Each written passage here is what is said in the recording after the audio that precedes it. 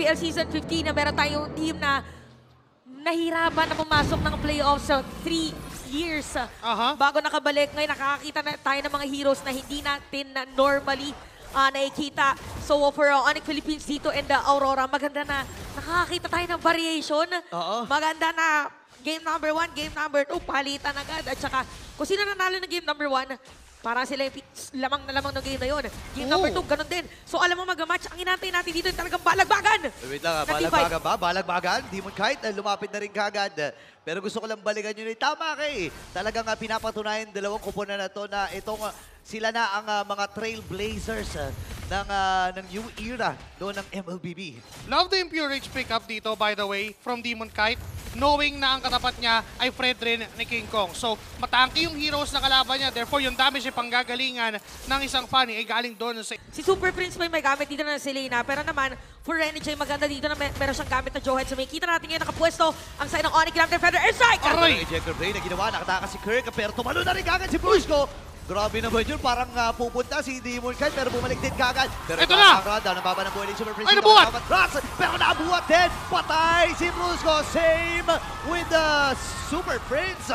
At nakabawi din talaga dito ang Aurora. Namatay na rin kagad. Uy, buhay pa si Renny J! Makikiaman pa nga ata. Hinahabol pa. Tumambling! Maniac para kay Edward!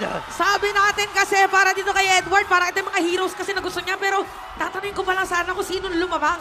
Parang may evidence ba na lamang talaga yung Aurora ng 1.3K? Kelra, kamunti ka na rin. Sa may bottom lane, ano na bang nangyayari, Joshi K? Dahil yun sa 1-2 punch talaga na meron ng Aurora Gaming. The Johead, the Farsa. Every single time na up yung ejector, every single time na up yung feathered airstrike, merong threat, merong kill potential for Aurora Gaming. And for Onyx Philippines naman, hindi natin maikakaila na yes, nandun yung objective guarantee dahil Fred rin yan over the Fanny na meron si Demon Kite. But unfortunately for them, kapag usapang team fight na yung laban, kapag usapang damage output, lamang talaga yung Aurora Gaming ngayong early game. Oh, speaking of early game din, lahat din ng mga possibilities para mas magamit ng maaga yung mga ultimates ay ginagamit na para talaga namang mauuna din pagdating sa rotation. Nakita natin kanina, pinakamataas pagdating sa gold is si Edward sa kanyang CC4-0 and this is an XP laner. And kung titignan natin guys yung jungle ranking natin in terms of KDA, nangunguna si Demon Kite at ang gamit niya pa ngayon ay isa sa mga paborito niyang heroes na Fanny. 5.41, kasunod niya si Carteezy, 5.40. At a 0.01 difference. Sa ganitong laro, sobrang laki ng significance ng 0.0 difference na yun. Pero look, at Demon Kite once more, getting Kelra on the process. Sabi pa naman natin normally, di ba, yung Moscow ay direct counter mo against Fanny. Wait, top lane. Okay, Vengeance ginamit pero merong cross-map play na ginagawa dito ang Onyx Philippines. Magbabasag sila dun sa may bandang ibaba habang ibibigay na nga sa Onyx itong ikalawang pagong ng laban.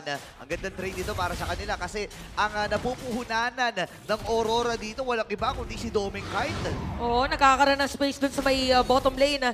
And makakasecure naman ang side ng Onyx in terms of turtle.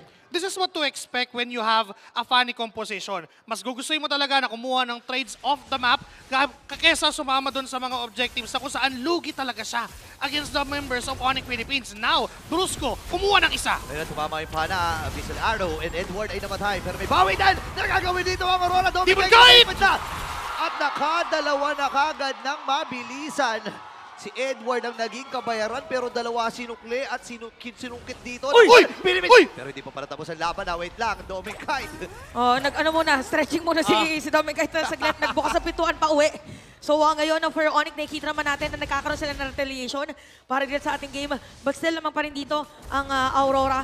Nagkakaroon na ng space sa may bottom lane. This time around, si Kelra naman. Nung nakita niyang sumama itong si Demon Kite doon sa bandang gitnang bahagi ng mapa, nagkaroon siya ng window of opportunity na okay, akin na yung Torres sa baba. And this is what to expect naman for Onyx Philippines. The only thing that they have to do is put that Moscow onto that opposing lane kung saan laging wala doon yung laban para makapag-farm, para makapag-put ng consistent pressure towards Aurora Gaming. Magsasama-sama lang yung apat, tapos paulit-ulit lang nagagawin ng Onyx Philippines yun. No rinse and repeat lang yung gagawin King Kong Ayaw matras. Nagamit ni Demon Kite actually yung kanyang retribution doon.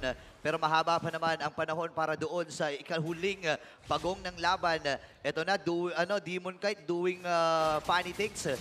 No, kuha lang. Ito yung maganda para sa Fanny. No? Mabilis ka lang mag-push. Mabilis ka lang kumuha ng lanes. And kailangan ingatan ng Onyx Philippines yung mga gantong ginagawa ng Rora. Oh, tsaka dito, parang sa Fanny kasi, sinabi mo nga'y mabilis. Tsaka yung bilis na yun, hindi pa siya pwedeng pantayan ngayon ng mga heroes ng side ng Onyx Philippines. May kita naman natin in terms of gold. Ay, malaki. Aray! Yan na nga! Oh, grabe naman talaga.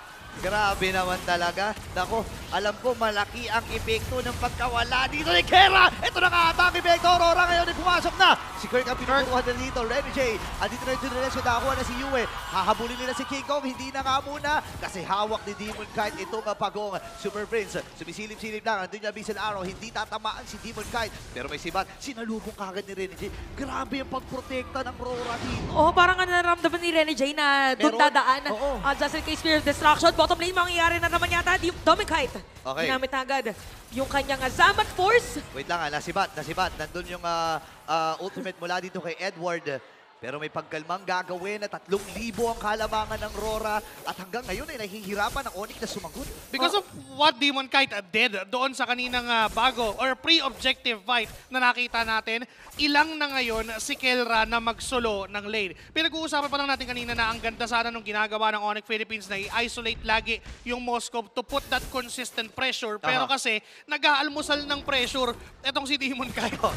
Oh, tsaka dito, si Demon Kite parang siguro bumabalik siya dun sa moment na nakalaban niya before si Kelra sa MSC. Ay, oo. Diba parang sabi niya medyo kabisado ko na rin kung paano yung galawan dito ni Kelra. Pero alam ko, gigil din naman si Kelra sa MSC. Lalo na ngayon, road to MSC, ang ex-EWC 25, ang ating pinagtatalunan. Or nila pala, hindi tayo kasama. Nila lang. Huwag na tayo sumali. Oo nga, nila lang pala, sorry. Kasi may mga nag-aaway na for sure. Siyempre, huwag na tayong sumama doon. Nakikisali pa tayo. Tama. Sila lang pala. Pero ang gusto ko lang sabihin dito, sobrang laki ng nakataya para sa Rora at sa Onyx Philippines. Imaginein mo yun, napakarami na natin throwback. Pati pala yung MSC, throwback din. Oo, so ano na to, parang yun yung sinabi natin na tinadhana talaga sila na magkita ngayon. Kung dati, medyo sa may upper bracket, ngayon naman, diretso na agad. Upper bracket na padulo. Ayan, tama. Pero mas nakagawin lang. Uy. Ibabalik na agad dito. Itong si Rene J, makaka-flicker. Nakatakas Inabot! Pala makakatakas dahil nabagsakan dito ni King Kong. Pero diretso na si Demon Kite. Atras muna. Tapak si Doming ng trap mula dito kay Super Prince. 2 segundo para doon sa unang Lord ng laban. Actually, pwedeng madaliin ito ng Rora kung gusto nila. Ay, ng Onyx pala. Onyx kasi -1 ngayon na si Rene J wala. Pero parang ipipilit yata na Aurora na mag-contest. Kalahati na rin buhay ng Lord. Habang Super Prince na makakatama dito ng araw. Okay, si Doming nandun na sa gilid. Hindi na pag-isaman course. Pero naibalik siya ni Gurutso. Masakit na rin yung damage mula dito kay Kirk. Natama yung Abyssal Arrow. At si Yue mamamatay. Ngayon may nakabawi din. Dominic Kite! Isa! Dominic Kite kailangan din lumayo. Hawak pa rin ni Lord Wala dito si Yue at si Arrow! At yung Abyssal Arrow tumama na naman. Unstoppable force! Pero hindi nila mapipigilan si Kamuot Kiko pa! para kunin yung Lord. Mamamatay pa rin nata dito itong si Kiko. Pero habol ni Demon Kite. Pero tatama ba yung Todd? Hindi na nga. At nakaligtas pa rin si Demon Kite. Grabe yung palitan ng suntukan. Oo, napakahaba ng teamfight na yun para ma-secure Lord. Pero ano ba talaga nangyari, Joshi Cakes? Doon talaga yung pinaka-advantage ng lineup ng Onyx Philippines to withstand yung mga team fight. Knowing na nakakaleya din sila, may heal na nanggagaling sa passive ng isang kaleya, and also yung Predrin na mas kaya naman talagang mag-sustain sa gitna ng laban over the Fanny. Ganda sana nung ginawa ng Aurora Gaming doon na sumubok munang pumake-off, but unfortunately kapag hindi nagawa ni Rene J yung ejector play together with the Feathered Airstrike, ganun yung mangyayari. And for Onyx Philippines, handa na rin sila. They know kung saan manggagaling yung Aurora Gaming. Alam nila because of the vision mula kay Super Prince, and those arrows are slowly but surely connecting ngayon.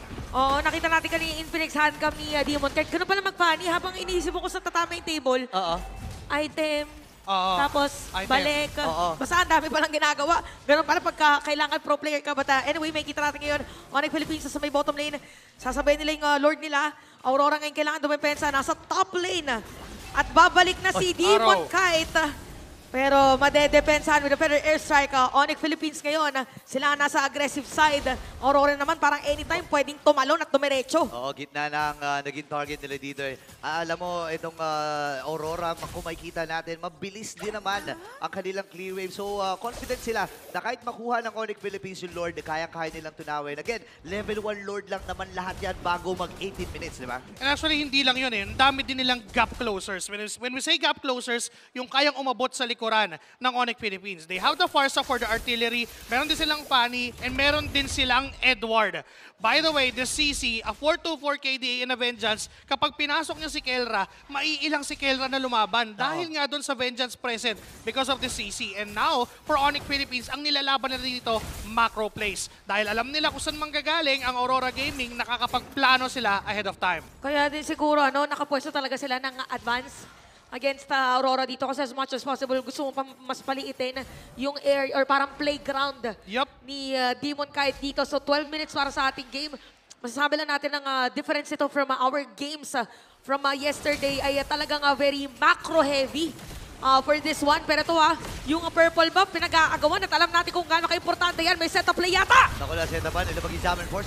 Jay down. Hindi. Pero sa likuran, si Demon Kite, hindi nila napalayan. Napatay kagad dito si Kelra. Kaya si Bruce, kailangan matras. Sumama yung abisal araw. Gugo nga ba itong si Super Fresh? Hindi na nga.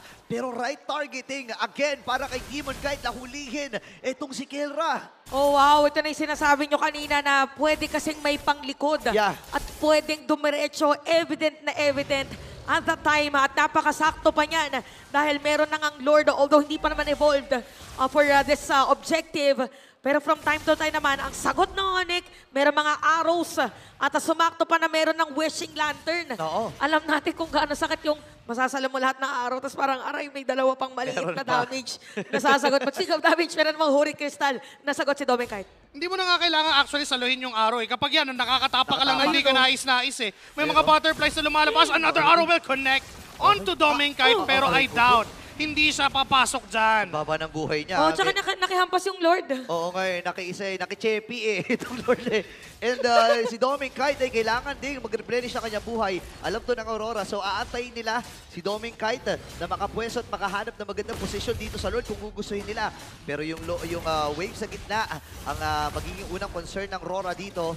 Hawak pa rin ni King Kong yung Lord Oh, kalahati na yung buhay ng Lord dito, pero parang binibait lang nila at kailangan ma-reveal kung saan nakapwesto. Take note na hindi split tama. push si Kelra dahil kasama siya sa teamfight at na-reveal na rin. Oy! Kung saan siya nakapunta, tinatama ng mga araw dito at nare-reveal kung saan nakapwesto. Ang dami naman talaga tumatama! Pero natamaan na ni Kiko para makuha yung Lord. Atras pa dito ang Onyx Philippines. Hindi. Lalaban Pinalaban yata! na ng Aurora. Andun sa likod si Super Prince. Nakakuha na si Kirk lang isa. Kaya kailangan matras ang Aurora kasi dire-diretso na ang pamilya para ubusin Yue! ang Aurora. Si Yue na lang ang natitira at kailangan na umis po. Tinamaan pa namin sila araw kay si Super Prince. Inaantay lang niya ang pagkakataon. Alam niya na wala pang wings by wings ito. Brusco. Papasok na ginamit yung flicker. Pero naipalibag with the Tsunami Slam and wipe out para sa Super Fam. At nadiretsoin pa nga nila yung bottom lane. Hindi na yata kailangan natayin yung Lord para tatapusin na nila. Tatapusin na talaga ng Onyx ito at sila ay match point na.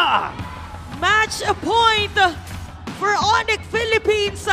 At talagang pinilit nung dulo na maka-wipe out pa. I think at that moment for Brusco, alam niya,